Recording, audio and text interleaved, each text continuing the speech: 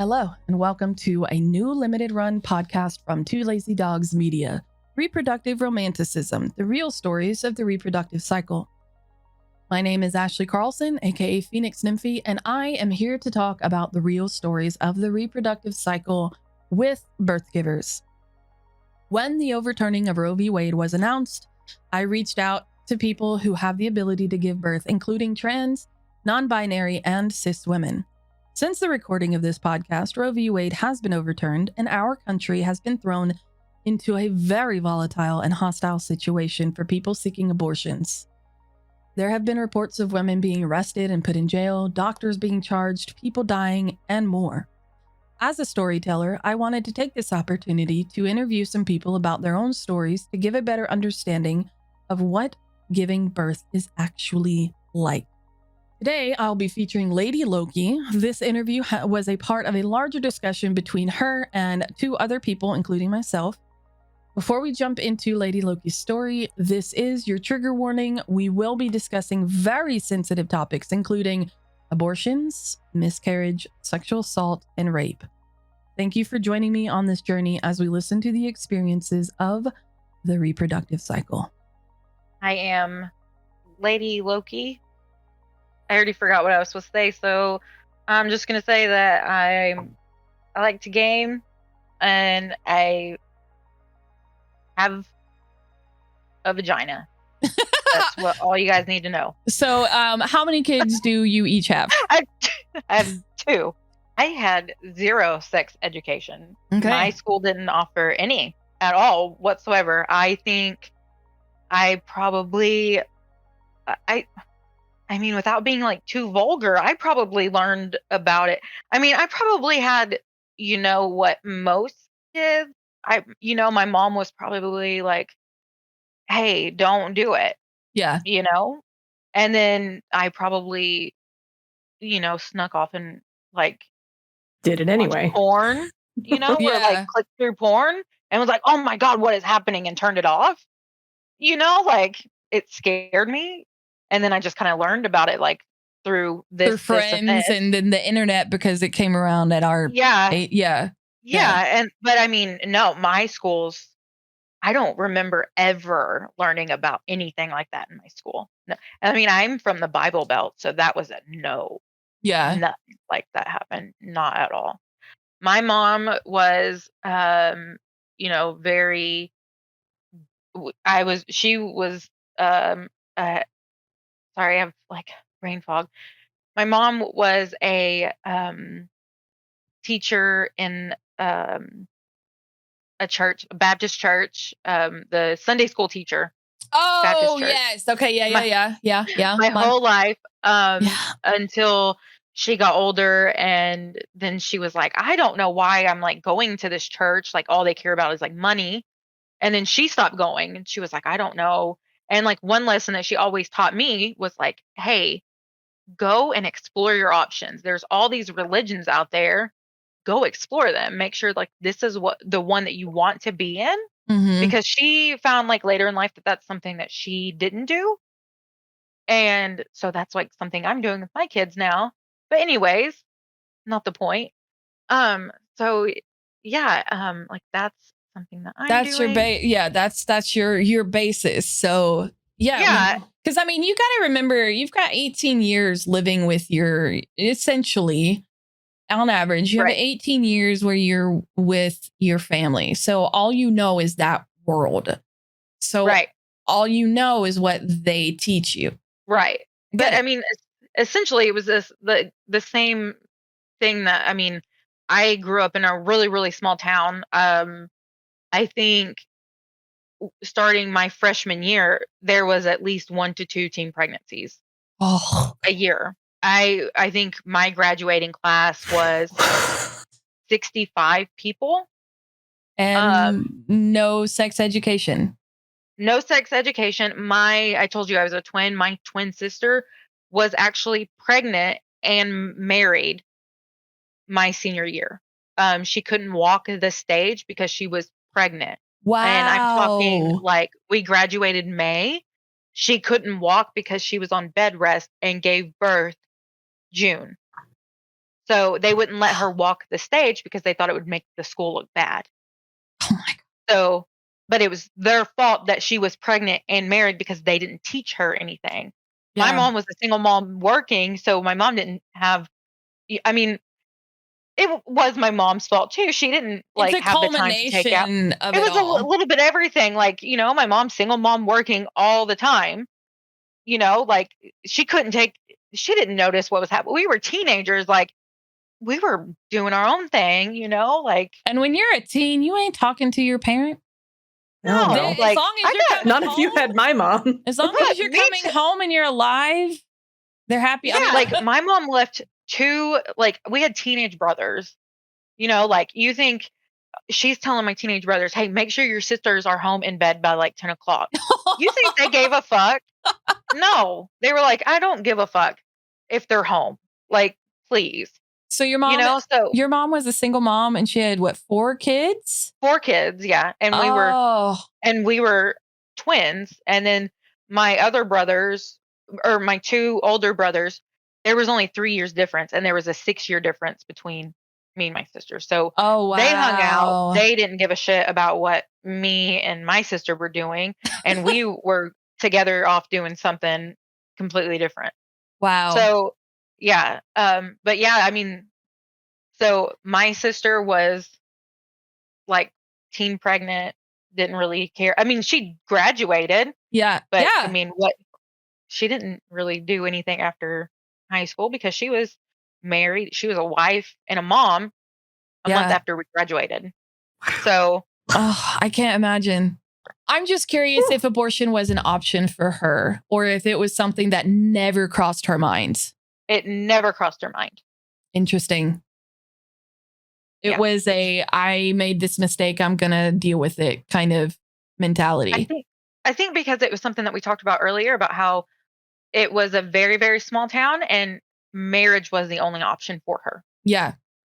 Well, yeah, because she wasn't presented with anything else. Mm-hmm. Yeah. Yeah. And okay, so the guy who she married this was actually, he was 3 years older than her, and this was his second kid. Oh my God. Oh. Yeah. So I want to find this man and slap him. Unless he's still your brother-in-law, in which case maybe I won't slap him. No, he is not my brother-in-law. So Ladiloki, you have 2 wonderful, beautiful, amazing children that you love very much. Kind of sometimes, all the time. So you're the mama in the group this time around. So tell us your story.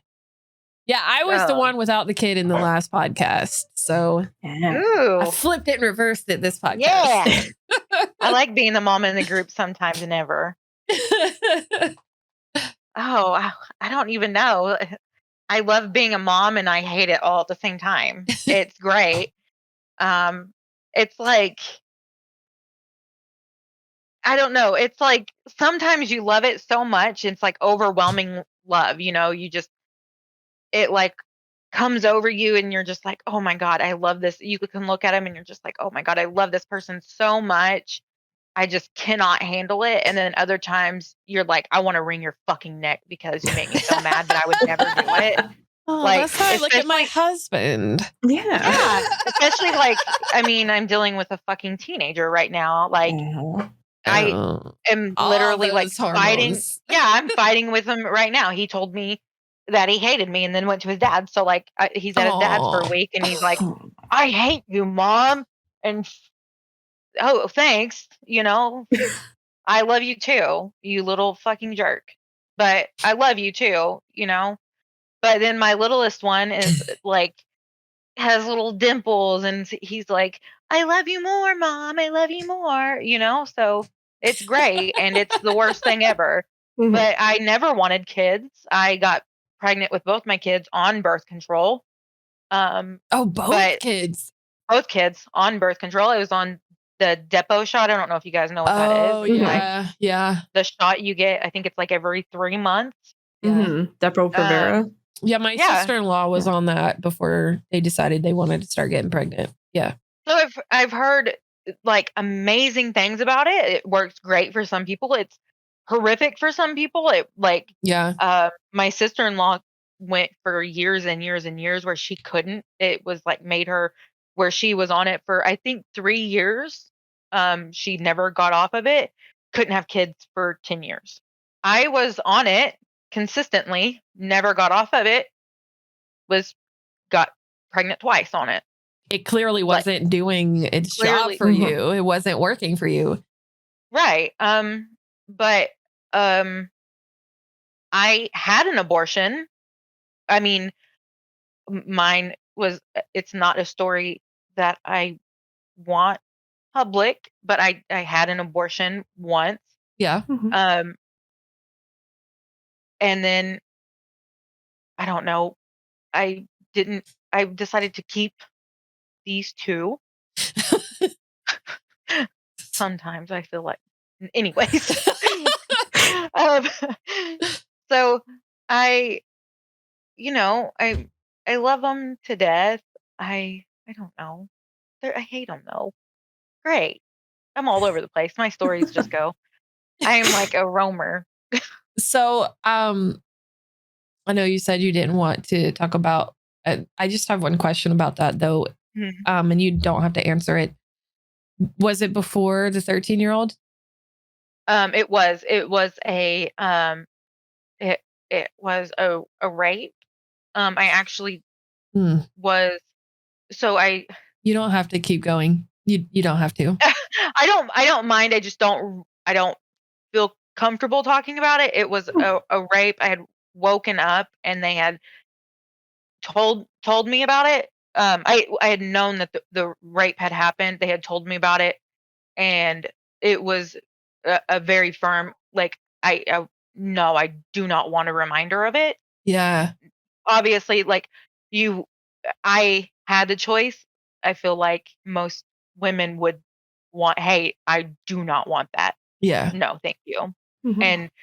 And so yeah. I think that's really important because that's unfortunately something that's in a lot of these bills that's not a emergency situation in a lot of these bills, especially the Texas heartbeat bill. It doesn't take incest and sexual assault rape into account.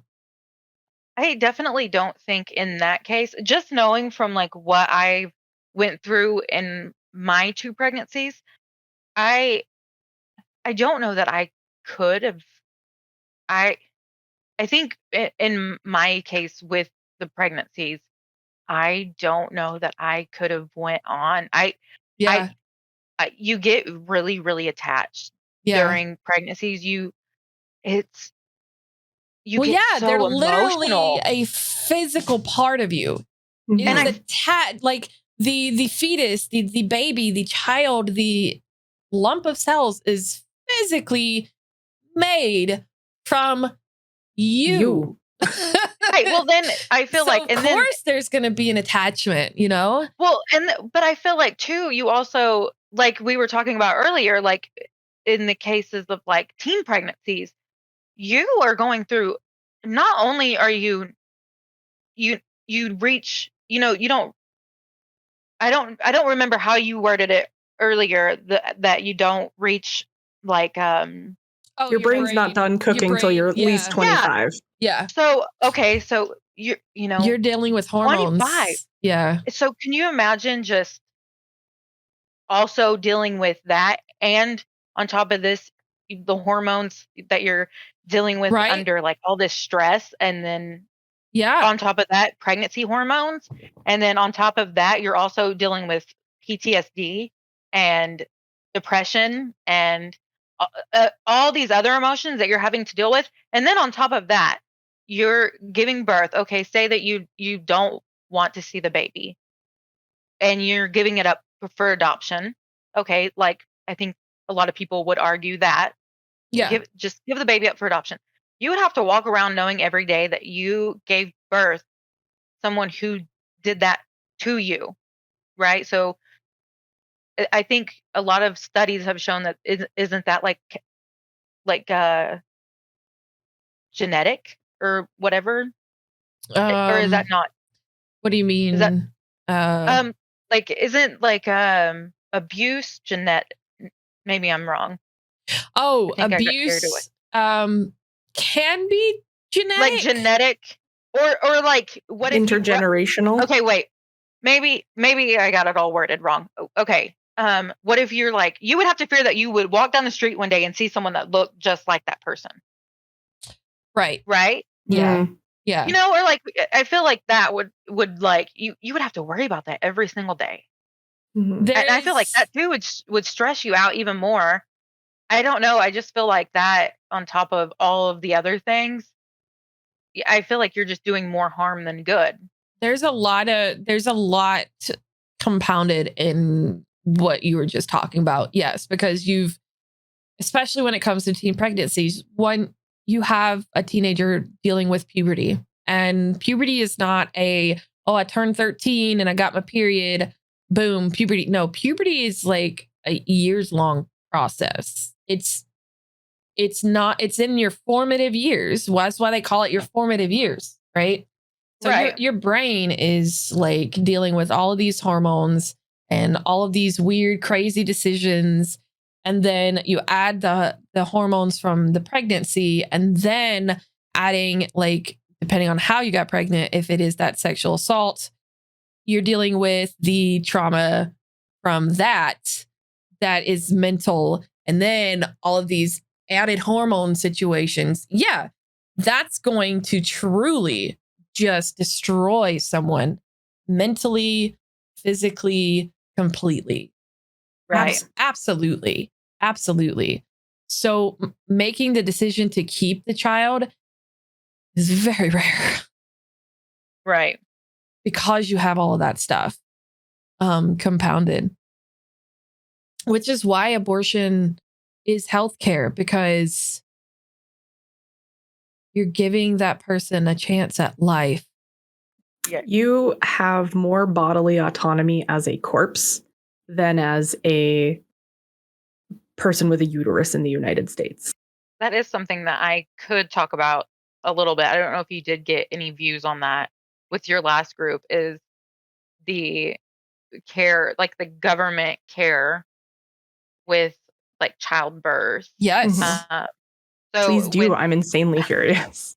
Okay, so the my first, I was on I had it was like a version of it was like, I can't remember what exactly it was. I want to say that it was like I can't, if I think of it, I will send you what it was called, but it was like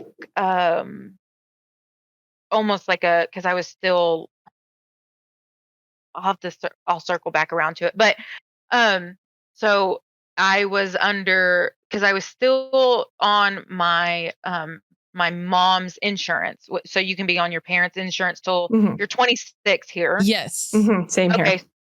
So it's almost like what they offer still here as like a was it Cobra?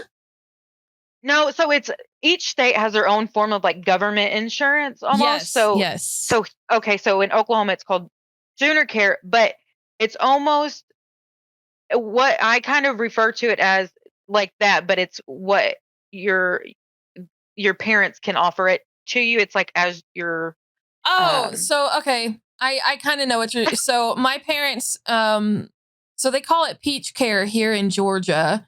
Yeah, so it's like your parents in Georgia. I don't live there anymore. I'm not there anymore. It's been years, so I mean, I told you earlier. It's called Peach Care in Georgia, and yes. But it's like a Medicare, but it's based off of what, it's kind of actually like Cobra, but it's not Cobra because it's based off of that previous insurance, but it's specifically for parents. Yes. Yeah. So when I had my like new parents, like people like people who need assistance that don't have their own insurance. Yeah. Right. Yes. So when I had my first child, I had that, and I said earlier, I'm from a really rural town, um, and I was seeing a new doctor who was taking patients to get like established in this rural town. Mhm. I think so he could move to like a newer city or like a bigger city that was a few miles away.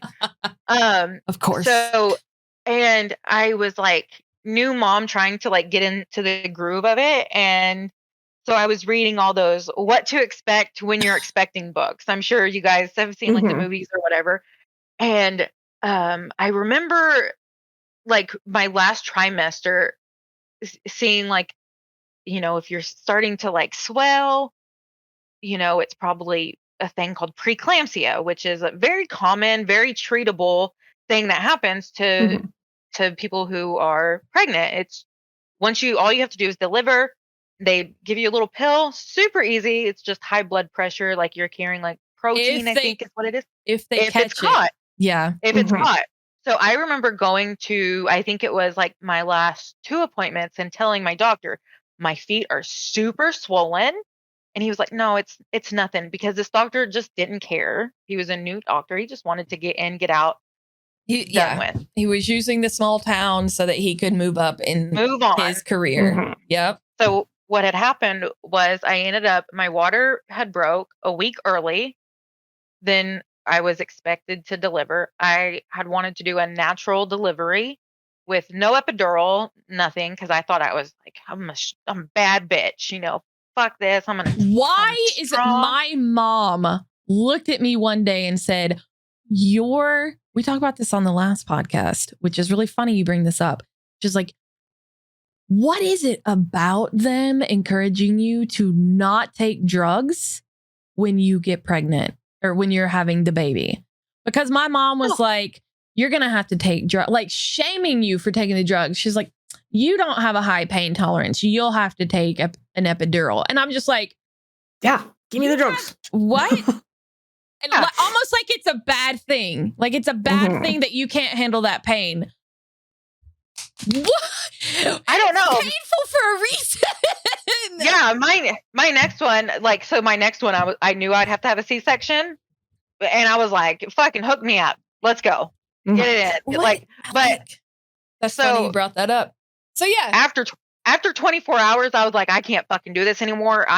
Let's fucking go. Hook me up. 24 hours with no medication? I was not. And they were like, damn. Well, anyways, it turned out that I couldn't have it. I couldn't have a natural birth. So anyways, I ended up having to have a C-section. And after my doctor had ended up going on vacation. And so he didn't even do like my C-section or anything. And I went back to see him, or I was scheduled to go back to see him. And I ended up having to go to the emergency room because I was just characterizing it as like just being like having panic attacks because I was a new mom, but I felt like something was sitting on my chest and the swelling just would not go away. Yeah. And it was just getting worse the next week. So, the next day it was worse and worse and worse. And I went home. And anyways, long story short, I ended up going to the emergency room and my lungs were filling up with water, and I ended up going into like almost cardiac arrest. It's a thing called preeclampsia, and it was my heart enlarging and my lungs were filling up with liquid because they didn't have anywhere else to go. And that's what happened. Because he didn't catch it because he was neglectful. Yeah. And so that's what happens when you have like that type of insurance, and because you have this government insurance or this type of insurance, because the government insurance that does exist is not good insurance. Because it's shittiest insurance. Because the doctors don't care on it, and because it's all privatized, and they like it's awful. Like I can't even get into that whole system, like the way they do Medicare and Medicaid and all that stuff. Yeah. Oh man, that's a whole, you need an expert on that stuff to talk to you about that stuff. Yeah. It's but horrible. she's right. Like that, you could have died because that doctor was neglectful within Because you were week. just in and out. Like the more people you see with that insurance, the more money he can claim. Within a week of having your child, that child could have been motherless. Right. If I wouldn't have like just because I was thinking, oh, I'm just being like a weak mom, like I'm just having panic attacks because it's like new mom stuff, like I'm just overwhelmed. Yeah. Mm-hmm. Oh my God. But no, it was actually my body like shutting down. Your body being like, we're literally drowning here. Yeah. Your kiddos. You've got a 13 and a 9-year-old. And you said boyfriend. Is he the dad? So boyfriend, no kids. We've been together for 2 years. We actually met on Fallout 76. Nice. So, yeah. He lived in California. So funny story, actually. He was out here. We didn't know each other at this time. A few years ago he went to college here. And then we met playing Fallout 76 after he'd went back to California. That's funny. And then, that's funny. Yeah, we like met very randomly playing the game. Fell in love. He moved here. So World of Warcraft for us. So I totally understand. Yeah. Gamers. Yep. We're gamers for life. What part of California is he from? Just curious. The Bay Area. Okay. All right. So, okay. Trouble lives up there. I got to meet her. Troublemancer. Trouble. She's another GS member. All right. Sorry. Nice. Yeah, we just went to San Francisco at the beginning of this year. So, yeah, I loved it. I love San Francisco. We went out there not long ago to go to Alcatraz. Oh my God, we got to go do that too. It was so I want to go. It was I loved it. So cool. But okay, so yeah. My youngest kid I was married before. It wasn't a long marriage. The relationship, it was like friends, and it was like, okay, let's get married kind of thing. Like it was like, because like you're from the South. It was kind of like, you get married because that's what you think you're supposed to do. You're supposed to do, yeah. And because we weren't given the option that we could live life without being married growing up. Exactly. Yeah. So it's like, especially when you're younger. And so my oldest was I hate to say this, I love my oldest to death. Very, very strong. I'm just going to, a fun fact about me, my oldest is trans, and I'm very, very supportive of him. I love him so much. Yes, I will support him. I'm very proud of him. I will do anything and everything I can for him and support him. There he goes. No, that's the boyfriend. Oh shit, man. They thought you were the oldest. Yeah. Well, sorry, sir. He's really skinny and he was in the background, so I didn't see the face. To be fair, it was blurry webcam in the background. Yeah. So I just assumed the oldest was like a one night stand thing. Okay. And then a few years later, I was a single mom of, I was a single working mom struggling with a kid, and I'm a twin, and my sister had a friend. I'd left college, single mom, struggling. My sister had a friend, and she was like, you should meet this guy. So I met him, and we were friends. And she was, we were friends, and he got along with my kid, and it was, we're friends. And then it turned into dating, and he got along with my kid. And then, a few years later, it was an accidental pregnancy. Yeah. I was actually on birth control at the time. Shit. And I was like, okay, well,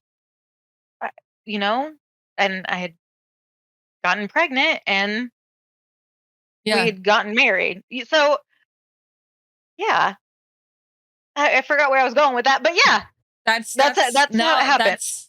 I think that's why. So, I think the reason why I spoke up about the Roe versus Wade stuff too is after I had my second one, I got my tubes tied. I had to for medical reasons.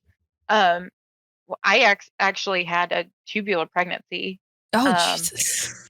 yeah, and I luckily miscarried, but I don't know. I haven't like looked into it, but I don't know what are the stands that they decided to take with the. Are they letting people? Um, what have they decided to do with the um like With tubular pregnancy? ectopic Yeah, pregnancies. yeah. What are they doing with that? There's a case right now that's being seen of a lady who had an ectopic pregnancy, and the doctors did what they were supposed to do and removed it because Right. you're not supposed to have that. They will kill you. Happen. Right. Yeah. And it's in courts right now because she went to jail. She's out, but she was out. I believe it was a very high bond. Yeah, she went to fucking jail. She went for a medical condition. She went to fucking jail for an ectopic pregnancy. Something that she can't control. I've also read there's a law in, I don't know, Georgia or one of the Alabama probably, where, okay, if it's an ectopic pregnancy, we'll just move it out of your fallopian tubes and implant it into your uterus. Do that. But that's what straight old white men think. This is what happens when you teach abstinence only and you don't teach about gender expression and sexuality and proper sex ed. Like, we learned about sex ed in the 5th grade. Thank you so much for listening to Reproductive Romanticism. I want to thank Ladiloki for joining me and opening up about her journey. You can find her on Twitch and Facebook at xLadiLokix. That is spelled xLadiLokix. If you would like to learn more about available resources for your reproductive journey, you can find those on the podcast website at twolazydogs.site/rr. If you liked this podcast, don't forget to give us a 5-star review and check out other podcasts by Two Lazy Dogs Media. This has been a Two Lazy Dogs Media production.